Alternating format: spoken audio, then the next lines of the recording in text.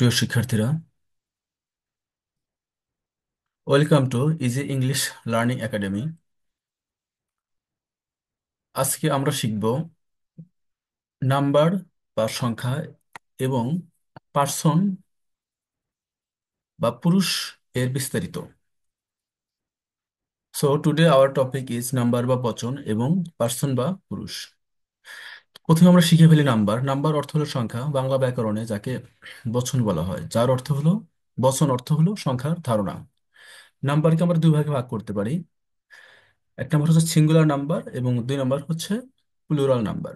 Singular number কাকে বলে? Singular অর্থাৎ যে নাম্বার দ্বারা একটি মাত্র ব্যক্তি, বস্তু বা প্রাণীকে বোঝায় তাকে সিঙ্গুলার নাম্বার বলে। যেমন I, you, he, she, it, Rahim, Sneha, a book, a cat.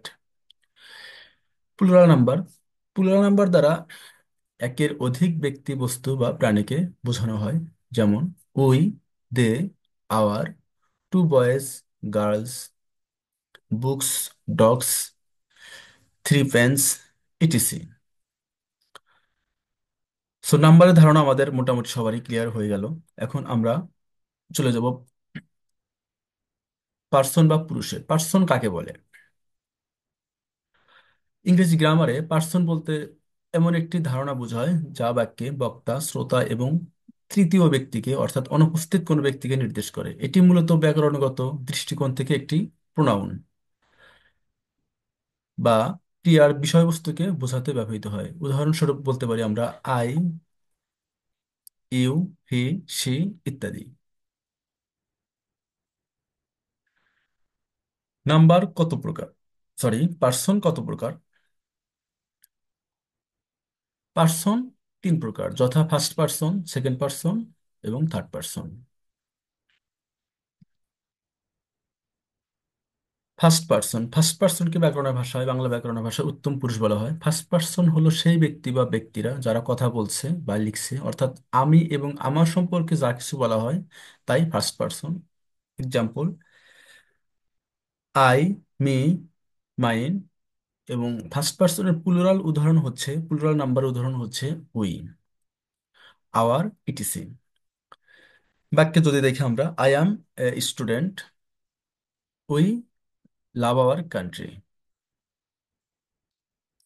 Second person, second person হলো সেই ব্যক্তি বা ব্যক্তিরা যাদের সাথে কথা বলা হচ্ছে, অর্থাৎ তুমি এবং তোমার সম্পর্কে যা কিছু বলা হয় তাই সেকেন্ড পার্সন।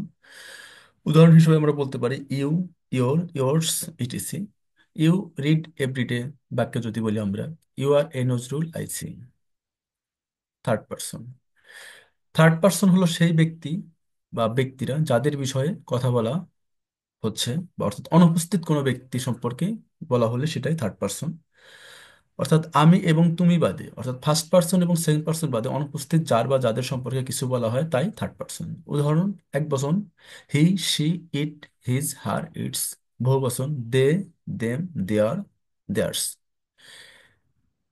বাক্যে যদি বলি আমরা শি লুকস বিউটিফুল, তাকে সুন্দর দেখায়।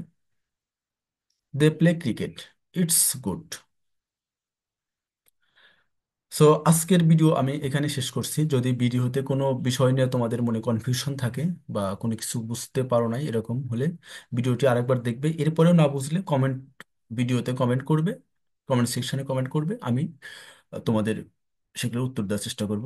ভিডিওটি উপকার হলে তোমরা অবশ্যই চ্যানেলটির সাথেই থাকবে। ধন্যবাদ।